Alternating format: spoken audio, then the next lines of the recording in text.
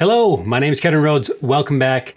Hey, this channel is focused on helping leaders innovate by design. Hey, so here's a question that I get on a pretty regular basis, and that is, in your experience, what's the difference between being an in-house designer versus working at an agency?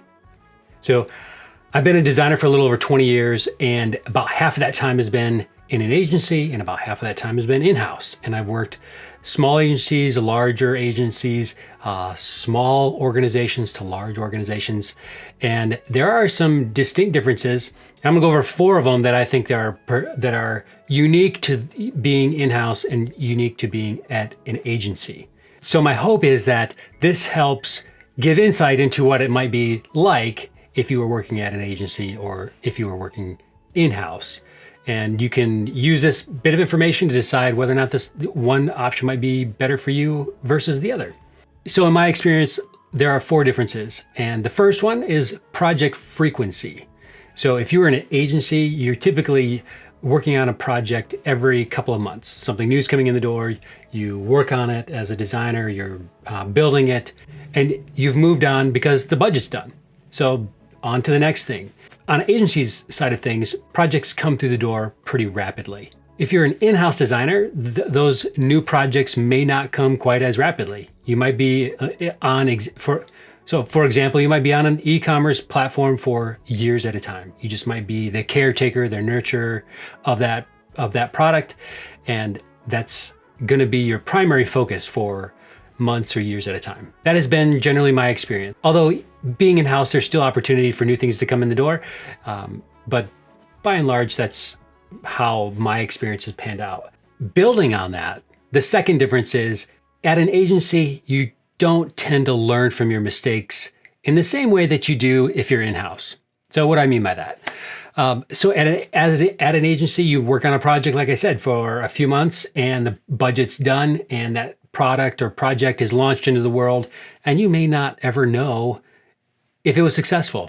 You may not know what went wrong. From a design perspective, it is really hard to close that learning cycle of launch and learn when you are in an agency. Versus if you are an in-house designer, you're going to launch a feature or launch an idea, and you're going to see how your customers and users react to it. And you get to learn from that. That is one of the beautiful parts about being embedded into a product is you get to experience the full life cycle of it. Versus at agency, sometimes you don't have that luxury. The third difference that I've personally found between in-house design and agency is the ability to move between roles. So in an agency, most agencies that I've worked in are pretty flat organizational structure.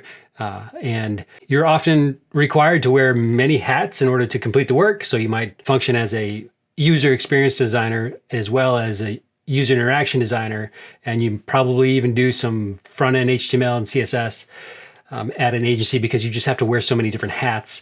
And the organization as a whole is probably pretty flat. I mean, there's not many layers of management and it might be hard to move within the organization, or there might just be 1 or 2 layers of management, and those positions don't change very often at all. Those that hold those positions tend to stay there. Versus being an in-house designer, if you're in a large organization, there are probably different opportunities for you to explore, either managing others or managing teams or changing from maybe a business analyst into a UX role or vice versa. There's just more opportunities to fit yourself into a different role. Which brings me to the 4th difference between agency and in-house. In my experience, in an agency, it's harder to get pegged a specific role. Again, because you're wearing so many different hats and you'll likely have a lot of different skill sets applied to different projects.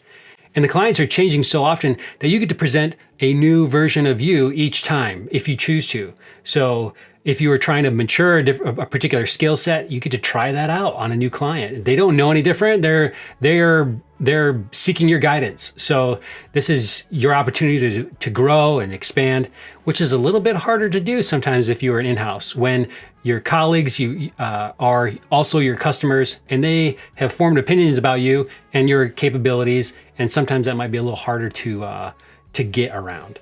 So although there are some key differences between being an in-house and agency, they both have different ceilings. So for example, at an agency, the organizational structure might be a pretty low ceiling.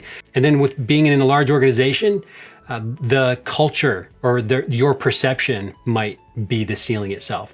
And of course, there's ways to get around all that. But I think those are 4 key differences that I found. If you were trying to figure out like, hey, should I be in-house or should I be agency? What are those differences like?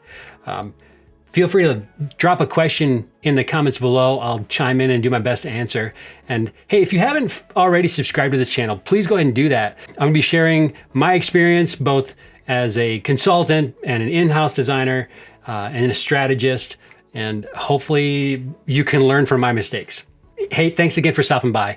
And if you haven't already, look me up on LinkedIn or on the internet. I'm easy to find. Just Google Kedren Rhodes and you'll find my website, kedrenrhodes.com. And of course, you'll find me on Twitter @KedrenRhodes. And I look forward to connecting with you down the road.